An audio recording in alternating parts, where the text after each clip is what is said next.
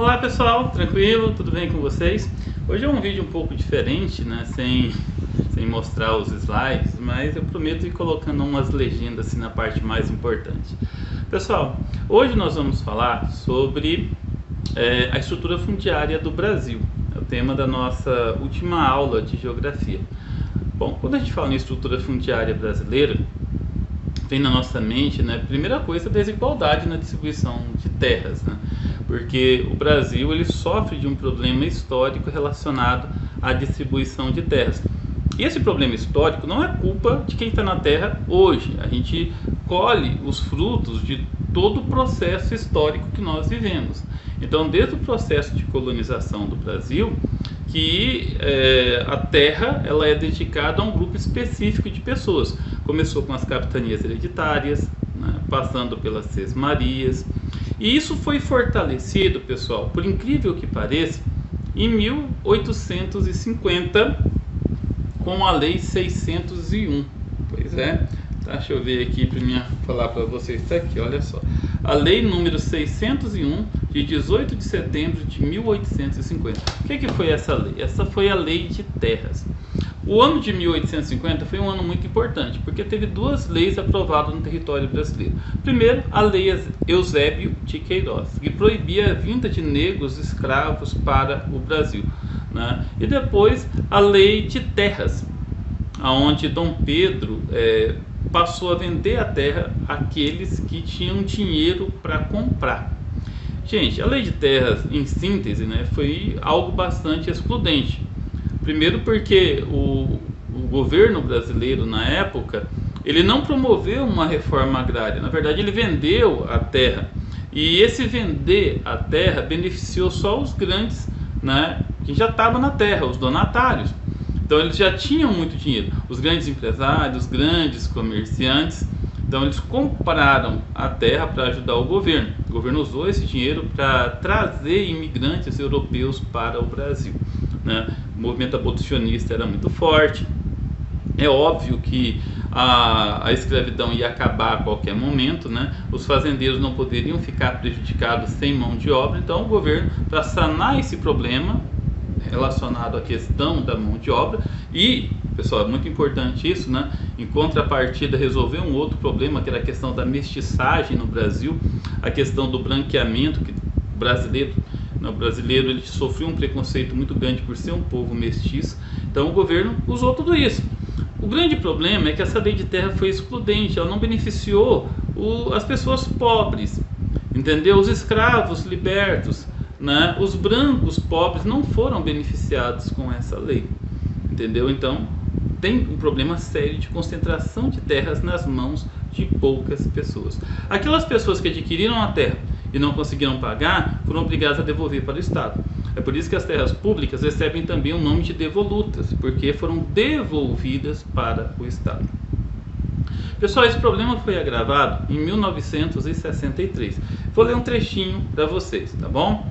Olha só. O presidente João Goulart sanciona a Lei 4.214 de 1963, o Estatuto do Trabalhador Rural, que estende para os assalariados do campo os direitos dos trabalhadores urbanos: sindicalização, salário mínimo, férias, repouso semanal remunerado, aviso prévio, indenização. O Estatuto também prevê medidas de proteção especial à mulher e ao menor. É a primeira lei da história brasileira a intervir efetivamente nas relações de trabalho no campo. Olha só, pessoal, que legal. No ano seguinte, em 1964, João Goulart também sanciona a criação do Fundo Rural, o Fundo de Assistência ao Trabalhador Rural, que na verdade é uma previdência para o trabalhador do campo, para que ele consiga se aposentar depois de 30 anos de serviço ou, né, no caso, depois de atingir uma idade, né, 60 anos de idade, que era a idade da aposentadoria, né? Mas isso foi um problema sério, porque boa parte dos trabalhadores que estavam no campo, eles estavam nas propriedades grandes, ou seja, nos grandes latifúndios. Os grandes proprietários de terra não acharam certo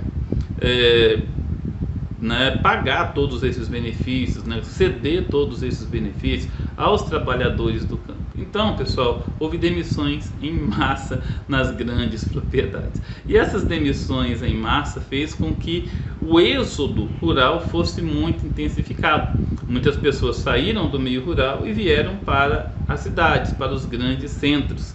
E nos grandes centros, né, eles não estavam preparados, né? Os grandes centros não estavam aí preparados para receber essa grande quantidade de pessoas. Então eles foram morar nas favelas, nos bairros pobres, nos bairros de periferia, né? E isso começou a surgir um grande problema. Foi intensificando um problema urbano chamado macrocefalia urbana, formando o que hoje é conhecido como bolsões de pobreza. Outro grande problema surgiu a partir desse problema, né? Pois é, pessoal, não é pouco não. Porque esses trabalhadores, além da falta de capacitação, os trabalhadores, os donos de terra, né?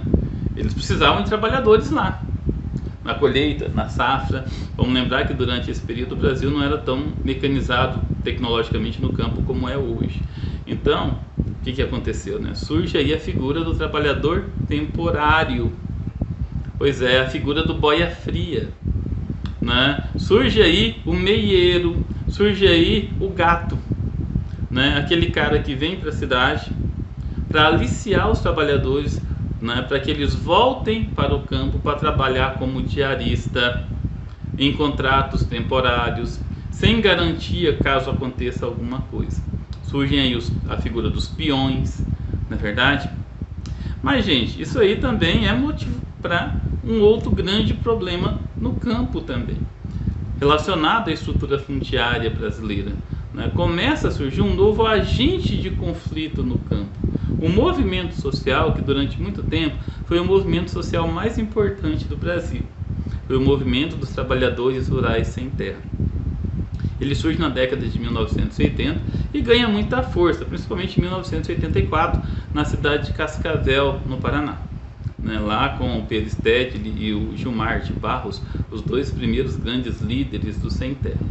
Pois é, os trabalhadores que saíram do campo para a cidade e não conseguiram se adaptar, não conseguiram viver, né? Passaram por condições muito restritas, quiseram voltar para o campo, mas não tinha mais terra. A ideia do movimento dos trabalhadores rurais era exigir do governo que fosse cumprido aquilo que está na Constituição Federal de 1988, ou seja, o uso social da terra. A terra para aqueles que precisam trabalhar, para aqueles que precisam sobreviver, né? É claro que existia realmente muita terra na mão de pessoas que usavam ela apenas para especulação.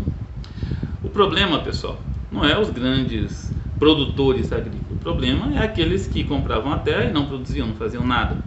Outro grande problema é que esse movimento passou a ser utilizado por muitos políticos para fins políticos e passaram a invadir, a entrar em terras de pessoas que, cara, estava produzindo, estava criando gado, estava plantando, estava colhendo. Isso gerou vários transtornos e gerou também uma criminalização desse movimento aqui no Brasil. Então muita gente passou a enxergar de maneira pejorativa o movimento dos trabalhadores rurais.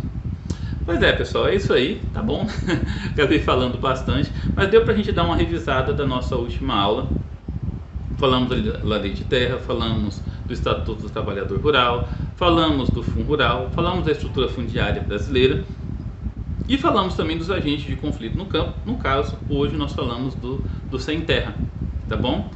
Nós também vamos falar no próximo vídeo sobre o conflito com os indígenas, com os sindicalistas, os problemas envolvendo as ONGs e também as questões ambientais. Mas isso vai ficar para o próximo vídeo, beleza?